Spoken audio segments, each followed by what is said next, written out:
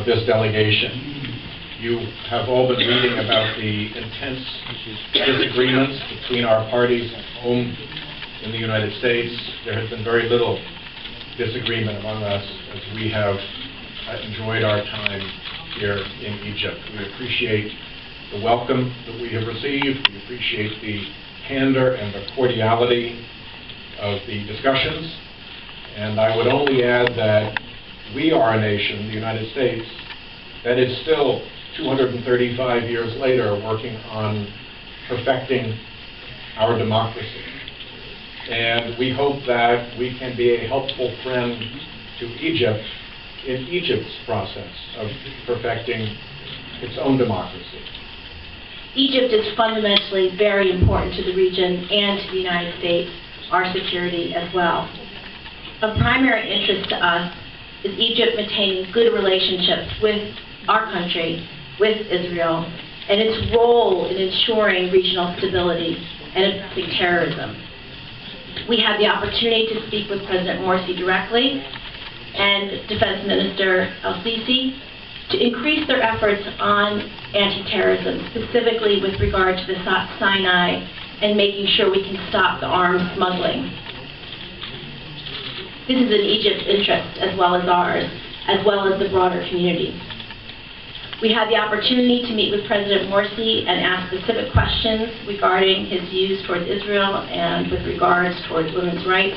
In the 2 years since the revolution, as a country that is committed to being a reliable ally and friend to the people of Egypt, as you seek to sort out the process of improving the Constitution, of including all Egyptians, of building a stronger economy, and of securing peace with your neighbors, I am excited about the prospects for the path forward. As others in the delegation have said, we have been blessed to have a wide range of meetings with the President, with the Prime Minister, with the Defense Minister, and with many in the opposition. And we raised questions, pressed concerns, and listened both to answers and to questions and concerns from many of the most senior Egyptians.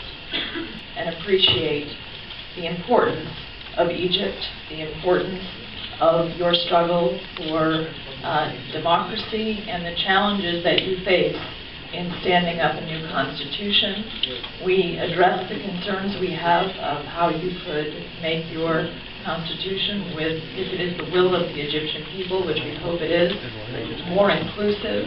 And we raised with officials how important it is that in every society that all people feel welcome and included, including the voice of women in society, if the economy is going to grow, if the full economic strength of Egypt will be realized, and that is what we hope, of course, in building a strong relationship and continuing the strong relationship between our two countries. Frank and forthcoming to us, and also to the Egyptian people. We have met with a number of the business leaders and Syrians from many different walks of life, and one of my conclusions after this second visit of mine is that the bonds between the people of Egypt and the United States are strong and enduring, and we deeply value on a personal level the friendships of our two peoples.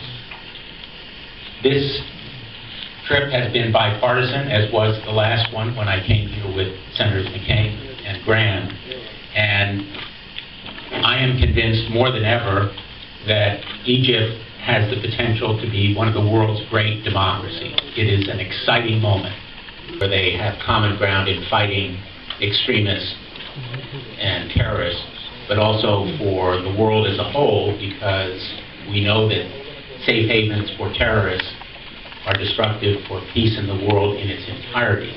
And it is not only a military issue, it is also a humanitarian issue, because the situation in the Sinai lends itself to human trafficking and other kinds of exploitation that are contrary to the national interests of the United States and the other countries in the region, and also to the interests of humanity.